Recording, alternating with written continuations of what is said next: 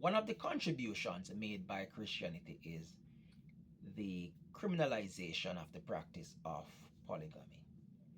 And Western civilization, having been heavily influenced by Christianity, means that within the Western world, polygamy is illegal.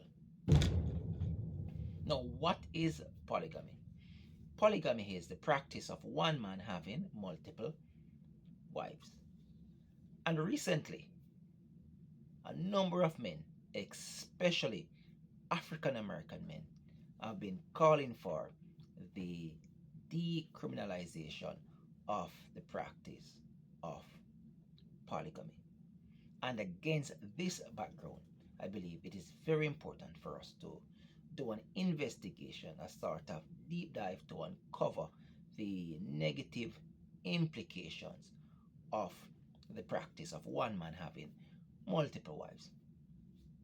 And consciously or conscious or not, around this globe, there are a number of societies that continues to accept and allow the practice of one man having multiple legally recognized marriage or marriages.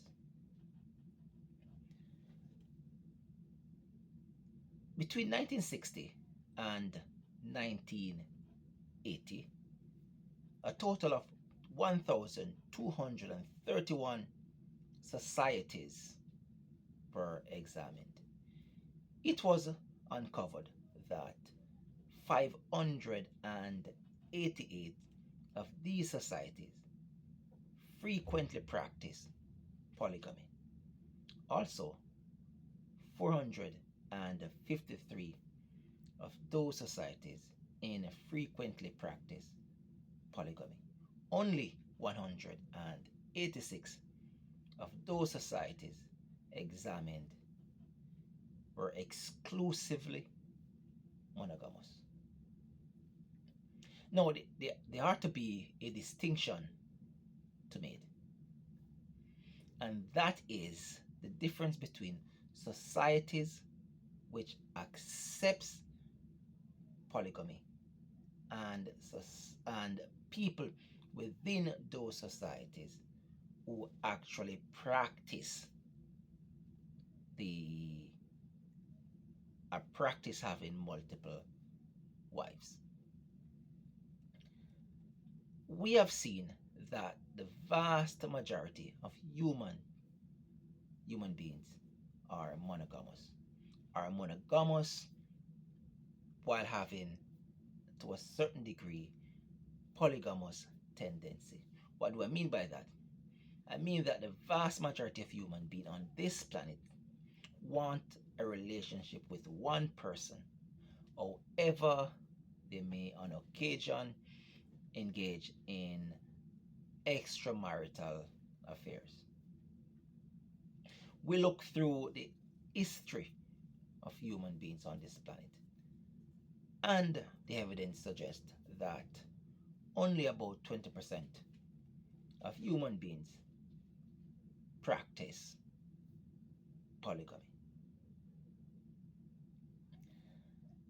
Now, that being the case, let's really look a bit deeper to get an idea as to how polygamy negatively affects society.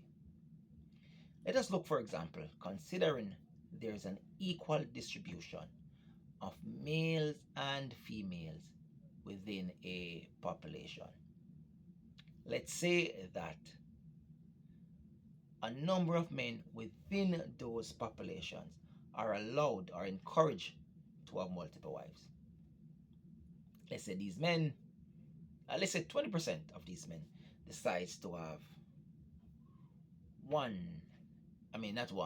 decide to have 2, 3, 4, 5 wives. This would also mean that, on the other hand, a number of men would be deprived of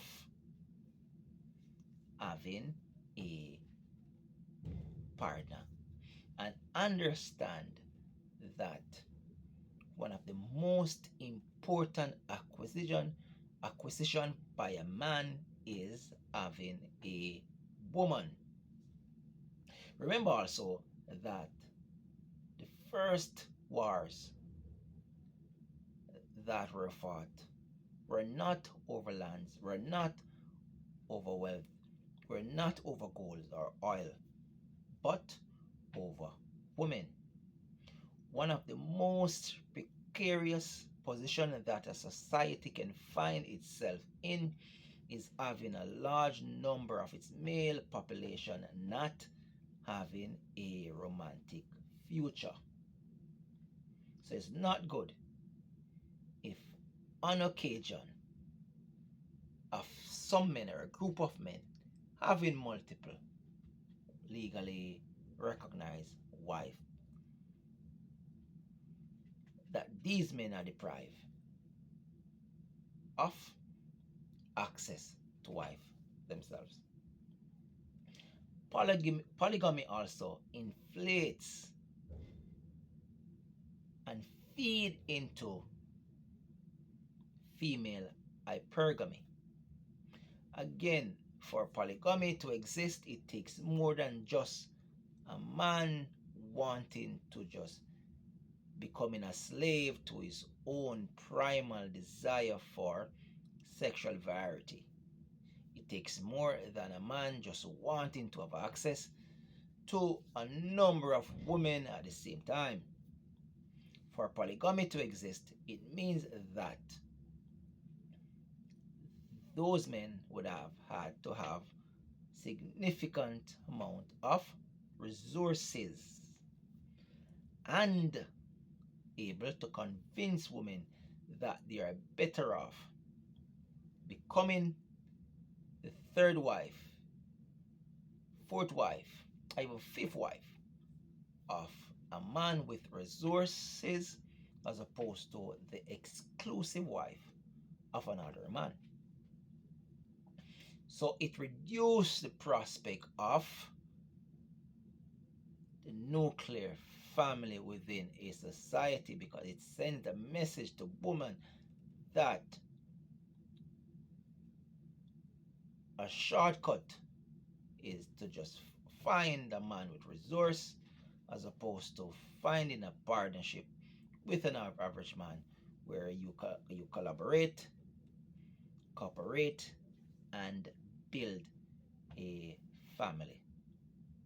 So we have seen that the best family arrangement is that nuclear family, that idea, that concept of one man, one woman working together to hold a family.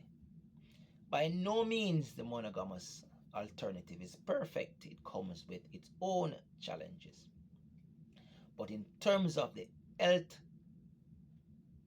of society, it is that which has been proven to be within the best interest of the majority of members of a society.